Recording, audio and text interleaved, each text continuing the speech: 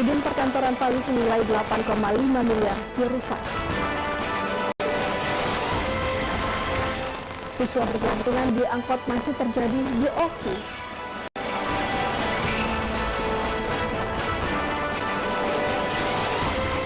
Turnamen futsal antar kecamatan kurang di masa pandemi.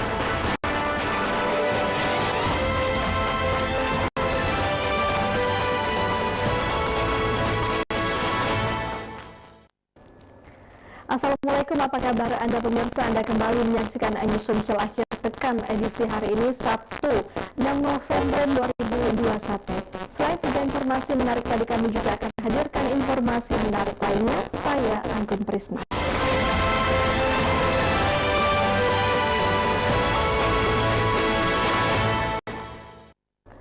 Kita awali informasi pertama, pemirsa. Meskipun sudah lama selesai dibangun, gedung perkantoran yang direncanakan akan dipindahkan di Dukcapil Pali rusak dan memprihatinkan. Gedung ini dibangun menelan dana 8,5 miliar bersumber dari APBD Kabupaten Pali. Kini kondisi bangunan sangat memprihatinkan.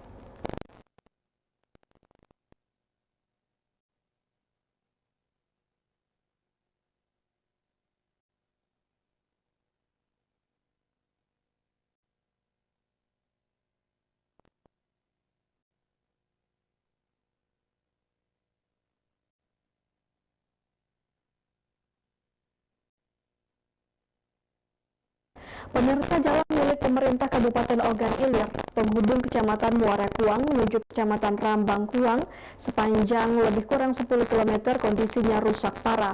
Warga berharap pemerintah daerah segera memperbaikinya.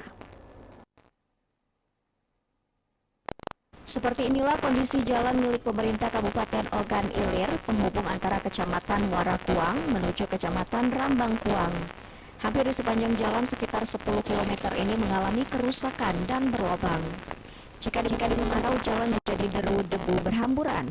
Bahkan musim penghujan, kerusakan jalan semakin parah lantaran lubang semakin dalam dan melebar hingga tak jarang menyebabkan kecelakaan lalu lintas. Masyarakat dihimbau untuk ekstra hati-hati saat melintasi jalan tersebut. Bukan itu saja, kerusakan jalan memicu kerusakan kendaraan. Jalan rusak juga mengakibatkan pengendara memakan waktu yang cukup lama untuk sampai ke tujuan, bahkan menurunkan tingkat perekonomian lantaran memicu biaya lebih mahal. Menurut warga, kerusakan jalan telah terjadi sejak 3 tahun yang lalu, namun hingga kini belum juga diperbaiki oleh pemerintah, padahal jalan ini menjadi urat nadi perekonomian masyarakat. Lama rusaknya, berapa bulan rusak. Ini menghubungi dari mana-mana, Bu? Kalau dari itu nama Rambangan langsung ke Markuang. Menuju cara jalan. Masyarakat sangat prihatin terutama di saat pandemi. Di tengah ekonomi serba sulit, kondisi jalan yang rusak menyebabkan ekonomi semakin terpuruk. Dari Ogan Ilir, Fitriadi, Ainus melaporkan. Dinas Pendidikan Kabupaten Oki memberikan edukasi kepada para siswa saat naik angkot di jalanan demi ketertiban sekaligus keselamatan bersama. Pasalnya hingga saat ini masih banyak pelajar yang bergelantungan di angkot saat menuju dan pulang sekolah.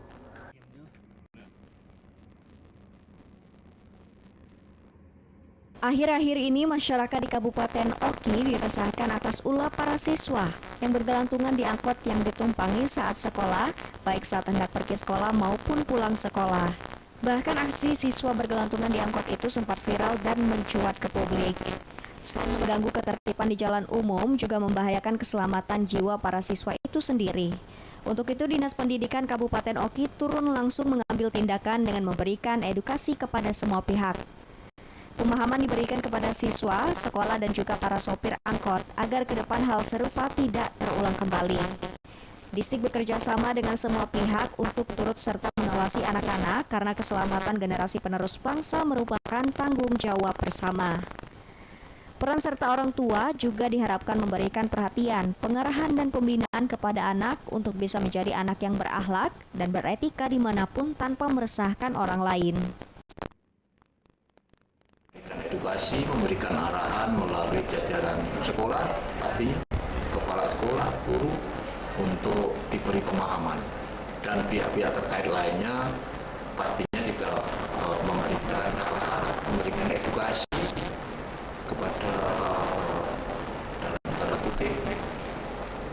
supir angkot tersebut.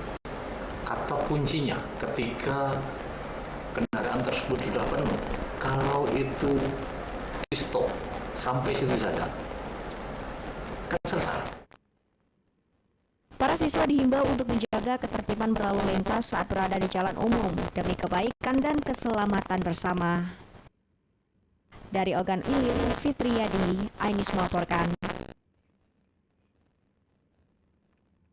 Kami akan hadirkan informasi BPBD Sumsel menggelar rakor penyusunan dokumen rencana penanggulangan bencana sesaat lagi.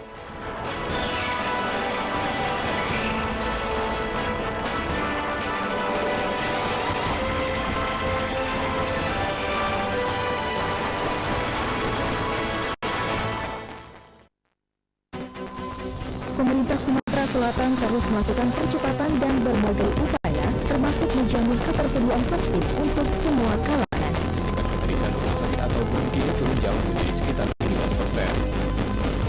Pelaksanaan PTM berjalan baik dan lancar dari temukan kasus COVID-19 yang dikeluarkan sekolah.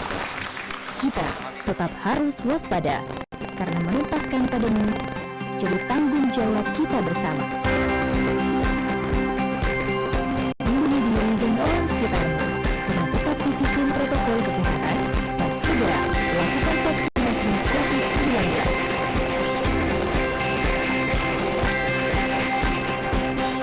Penurunan kasus bukan berarti kita sudah terbebas dari COVID-19. Tetap kompak, disiplin, dan konsisten protokol kesehatan. Sumsel maju untuk semua.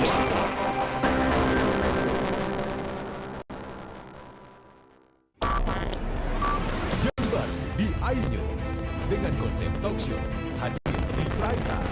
Gak cuma promosi, tapi berbagi ilmu dan informasi juga. Kenapa akhirnya beralih karyawan ke usaha sendiri selain? Hah? Hari gini masih cari kerja. Kenapa nggak jadi pengusaha? Kita mendengar kisah-kisah sukses tadi. Mau jadi pengusaha sukses? Nonton deh Kata Sandi. Kata Sandi hanya Di iNews. Selamat malam pemirsa. Bapak sadar nggak menggantikan seorang menteri yang sangat populer? Ahmad Saroni mengatakan waktu saya gembel dulu. Seberapa gembel sih akan dulu? Wuhan, apakah menggunakan vaksin yang sama Pak? Benih loh. Yang sebelumnya dilarang untuk ditangkap. Yang jadi pejabat untuk jadi orang kaya. Salam inspirasi. After Hours with Helmi Yahya setiap Jumat pukul 18.30 live hanya di iNews.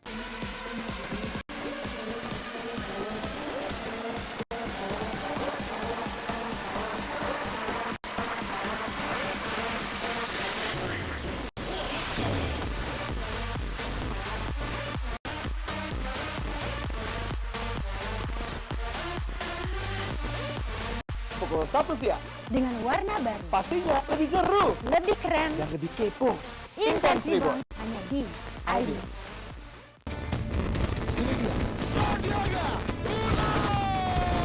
Ini luar biasa nih. Tips usaha berani mengambil risiko keluar dari zona nyaman. Buat anak-anak milenial, mereka harus proaktif, harus jemput bola. Kata siapa? Kata Sandi setiap Senin pukul 18.30 live hanya di iNews. Kayak jawara nggak? Selamat malam pemirsa. Bapak sadar nggak menggantikan seorang menteri yang sangat populer? Ahmad Saroni mengatakan waktu saya gembel dulu. Seberapa gembel sih akan dulu? Wuhan, apakah menggunakan vaksin yang sama Pak? Benih loh. Yang sebelumnya dilarang untuk ditangkap. Jangan jadi pejabat untuk jadi orang kaya. Salam inspirasi. After Hours with Helmi Yahya setiap Jumat pukul 18.30 live hanya di iNews.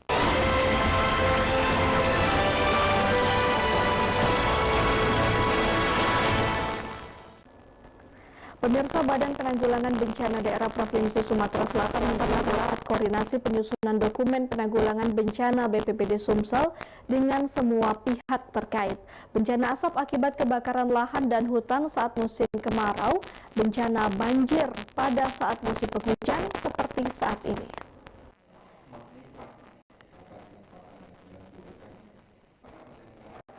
BPBD Sumatera Selatan menggelar rapat koordinasi penyusunan dokumen rencana penanggulangan bencana, mendiskusikan kesiapsiagaan pengendalian dini karhutla masing-masing OPD terkait dari 17 kabupaten dan kota di Sumatera Selatan. Bersama TNI dan Polri serta pihak swasta, BPBD Sumatera Selatan terus melakukan berkoordinasi dan bersosialisasi untuk menyusun rencana penanggulangan bencana yang akan terjadi.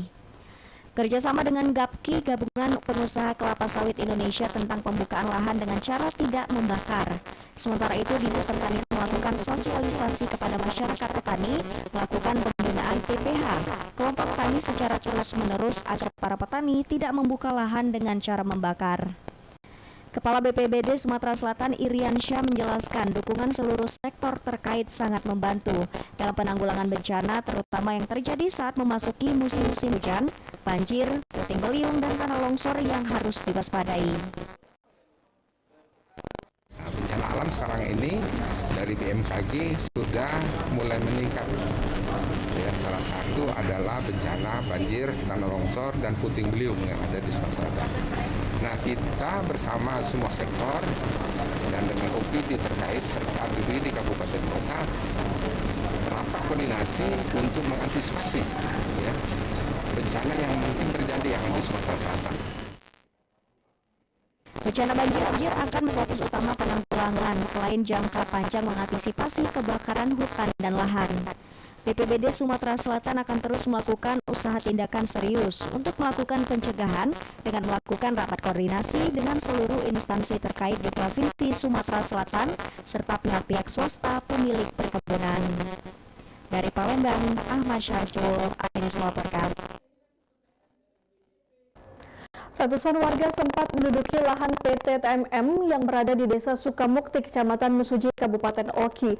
Masyarakat menduduki lahan perusahaan karena menilai perusahaan telah mencaplok lahan warga.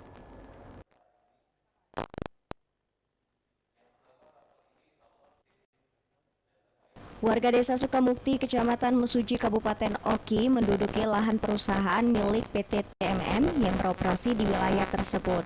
Warga menilai ada 36 lahan milik warga telah dicaplok oleh PT TMM yang termasuk dalam HGU-nya perusahaan.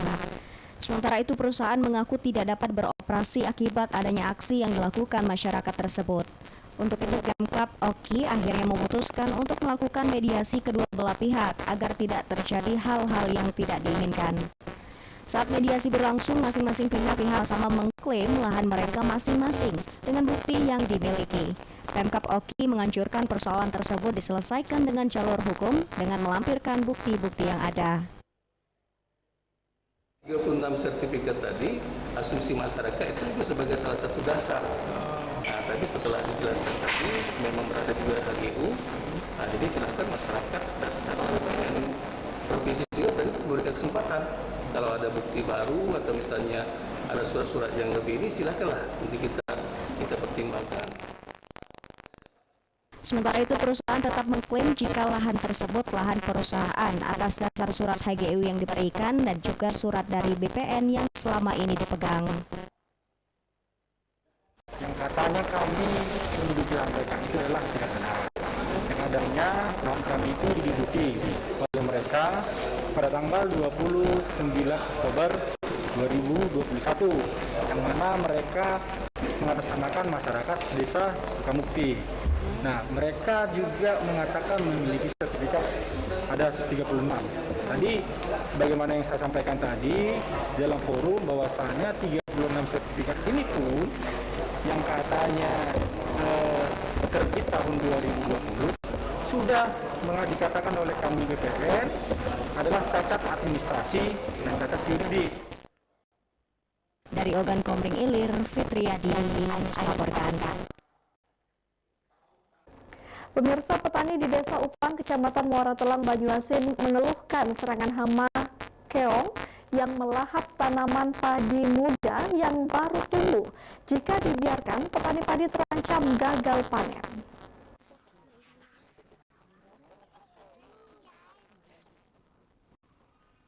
Moluska bercangkang yang muncul dari air dangkal dan berlumpur ini menjadi ancaman para petani karena meski bergerak pelan namun pasti keong mas atau gondang melahap dikit demi sedikit padi yang baru tumbuh.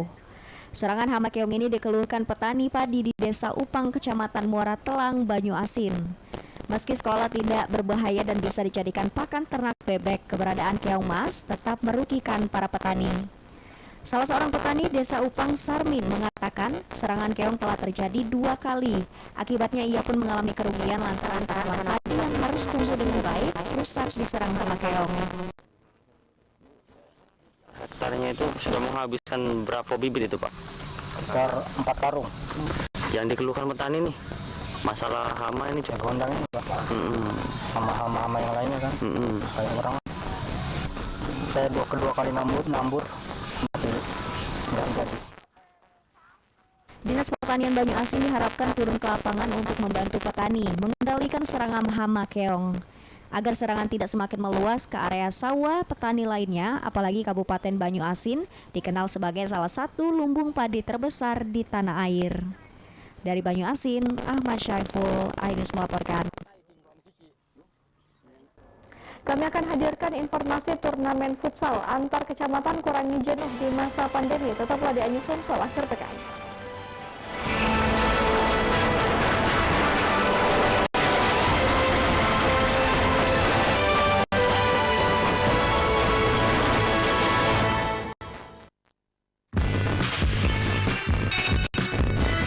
Pandemi COVID-19 mendorong kita untuk melakukan perubahan perilaku dan beradaptasi dengan kebiasaan baru.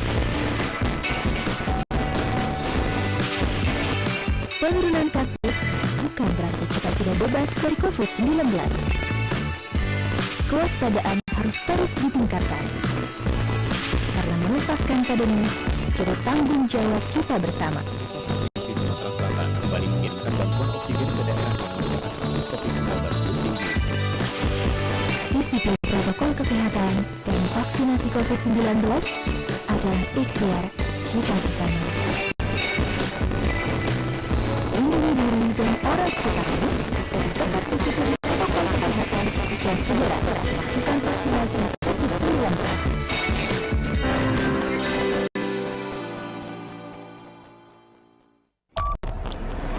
Jember di iNews dengan konsep talk show hadir di prime time. Gak cuma promosi, tapi berbagi ilmu dan informasi juga.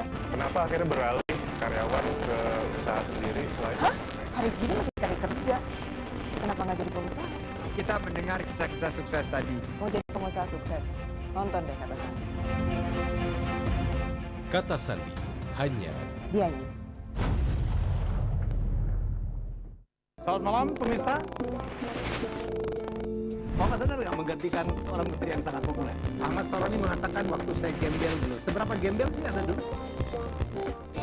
Di Wuhan, apakah melakukan vaksin yang sama Pak? Benih loh. Yang sebelumnya untuk ditangkap. Ya. Jangan jadi pejabat untuk jadi orang kaya. Salam inspirasi. After Hours with Helmi Yahya setiap Jumat pukul 18.30 live hanya di iNews.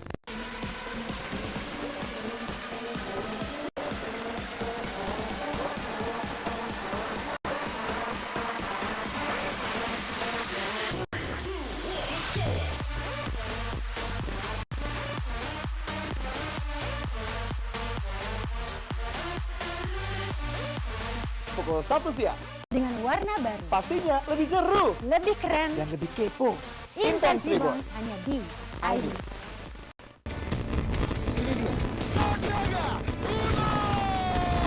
Ini luar biasa nih. Tips usaha berani mengambil resiko keluar dari zona nyaman. Buat anak-anak milenial, mereka teknologi harus jemput bola. Sama siapa?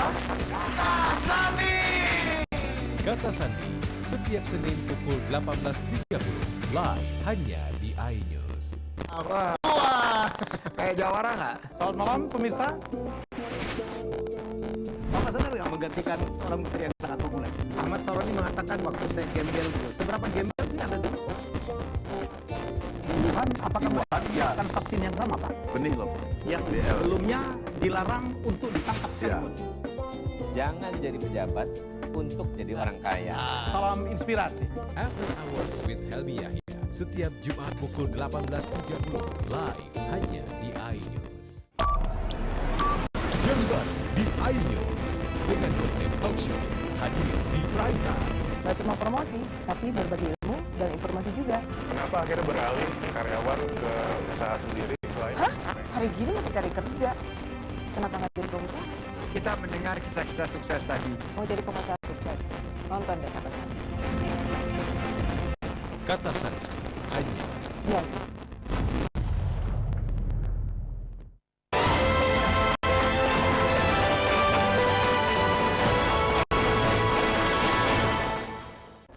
Pemirsa, BPBD Sumsel mengantisipasi fenomena La Nina dengan menggelar rapat koordinasi aktivasi Komando Penanganan Darurat Bencana.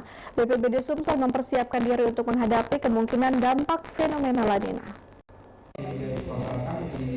Badan Penanggulangan Bencana Daerah mengajak seluruh OPD terkait dari seluruh kabupaten kota se-Sumatera Selatan mempersiapkan diri mengantisipasi dampak dari fenomena La Nina.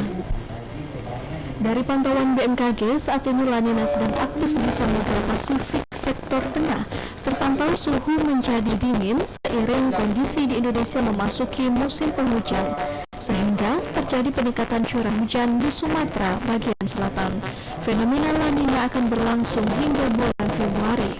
Untuk mengantisipasi dampak dari peningkatan hujan, BMKG mengingatkan akan kemungkinan menimbulkan bencana banjir, tanah longsor, dan puting beliung. BPBD Sumatera Selatan mengajak semua stakeholder mempersiapkan diri sedini mungkin menghadapi kemungkinan dampak yang akan terjadi. Kemudian sama koordinasi pimpinan daerah di tingkat provinsi mengajak rapat koordinasi semua stakeholder yang ada, ya, dengan TNI, Polri, BPBD, SAR, Basarnas, Kesehatan, Sosial, dan semua stakeholder, PPUan, rapat koordinasi untuk menyiapkan personil, peralatan, dan operasional untuk bagaimana kita mengantisipasi kalau terjadi bencana yang ada di Sumatera Selatan. Ini akan selalu kita pantau dan memang kebetulan ini pas kita memasuki awal musim hujan ya. Jadi di akhir tahun ini kita memasuki awal hujan dan bertepatan dengan adanya fenomena La Nina ini. Nah, kemarin kita sudah melaksanakan rakornas di BMKG dan di analisis dari teman-teman ketentuan klimatologi itu memang ada peningkatan curah hujan ya. Pemantauan akan terus dilakukan BMKG dan BPBD Sumsel demi mengantisipasi dampak yang terjadi di tengah masyarakat di Provinsi Sumatera Selatan. Dari Palembang, Ahmad Syaiful iNews melaporkan. Pemuda Kecamatan Pulau Rimau, Banyuasin menyelenggarakan turnamen futsal antar desa. Turnamen olahraga digelar untuk menghilangkan kejenuhan di masa pandemi COVID-19 yang masih melanda negeri.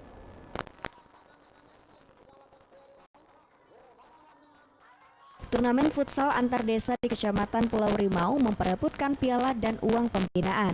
Sebanyak 12 tim dari sejumlah desa di Kecamatan Pulau Rimau dan Kecamatan Selat Penungkuan meramaikan turnamen futsal sebagai ajang silaturahmi dan tontonan warga di masa pandemi. Murdani, tokoh pemuda Kecamatan Pulau Rimau, berharap kaum muda untuk beraktivitas positif, menyibukkan diri dengan aktivitas yang bermanfaat, serta berolahraga untuk mengalihkan dari kegiatan negatif semasa pandemi COVID-19 yang masih melanda hingga saat ini. 12 tim berjuang memperebutkan piala untuk menjadi yang terbaik. Semangat juang untuk menjadi yang terbaik hingga mengangkat piala sebagai juara menjadi motivasi para pemain futsal yang bertanding.